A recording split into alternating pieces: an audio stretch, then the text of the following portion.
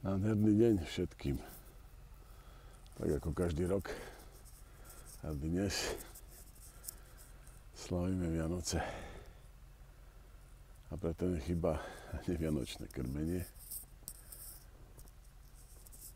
No a môžete sa pozerať, jak to vyzerá teraz na horách.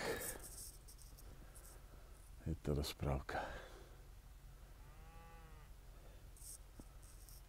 Úplná rozprávková idyla.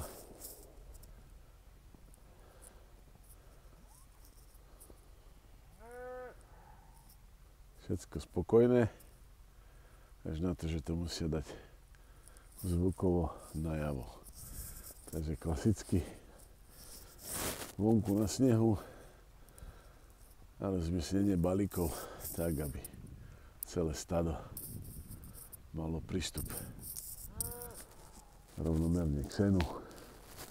Momentálne krmíme každé 2 dni 4 balíky sena a 1 balík senáže. Do nedávna vlastne bolo možné sa dostať k tráve, tak sme doteraz pásli. Tým pádom sa kopec krmila ušetrila. Prečo je dobre takto krmiť?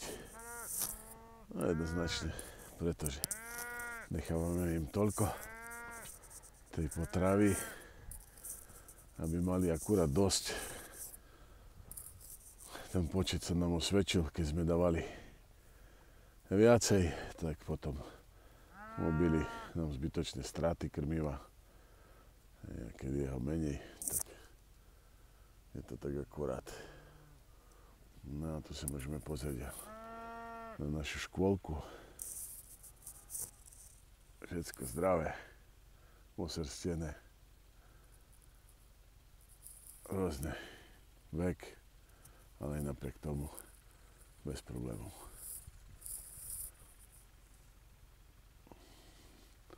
Niekto by mohol namietať, že takéto krmenie vlastne obnáša veľké straty.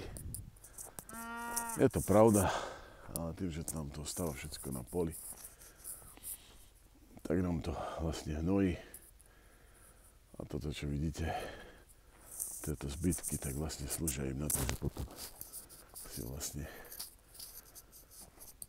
utvoria v ňom v tom zbytkovom krmive ležovisko. Vyhrievajú sa. Takže to, čo dosahujeme intenzívnych chovov pod stielkou, tak tu nám to tvorí časť krmiva. A to je presne tá časť krmiva, ktorá tým, že nasneží na balíky, tak z vrchu nám stratí farbu, konzistenciu, zo spodu nám to zavlhne.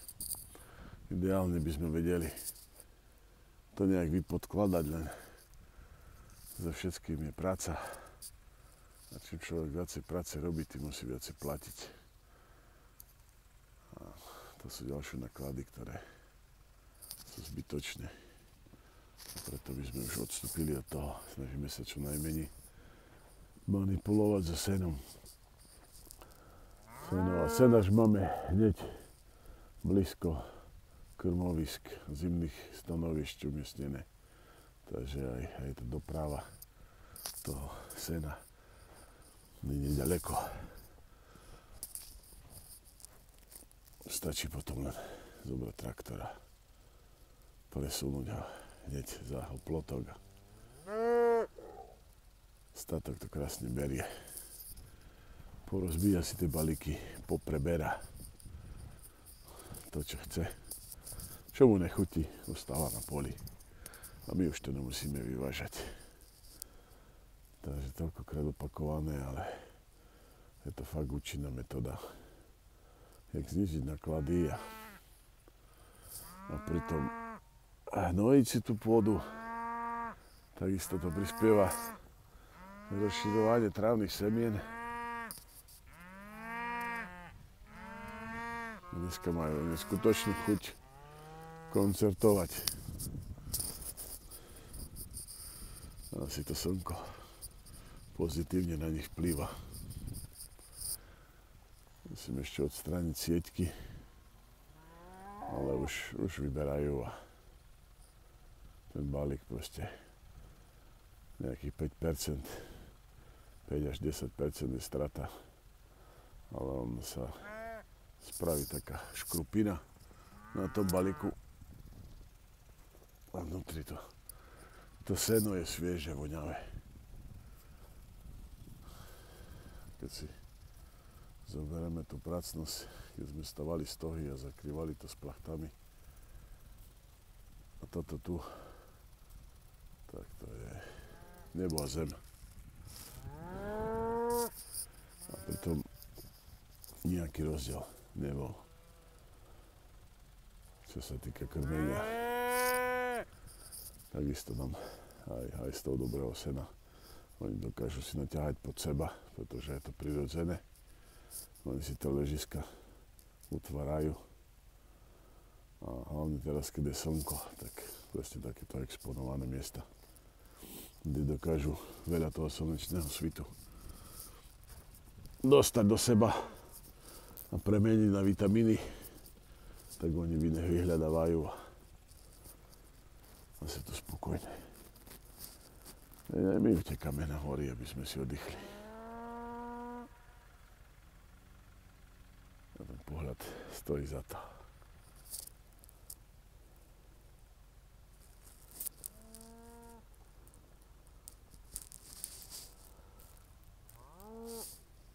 Tak vo vianočnom čase želám všetkým len to dobré. Nech si každý z nás oddychne a nájde ten svoj kúsok pokoja. Dovidenia všetkým.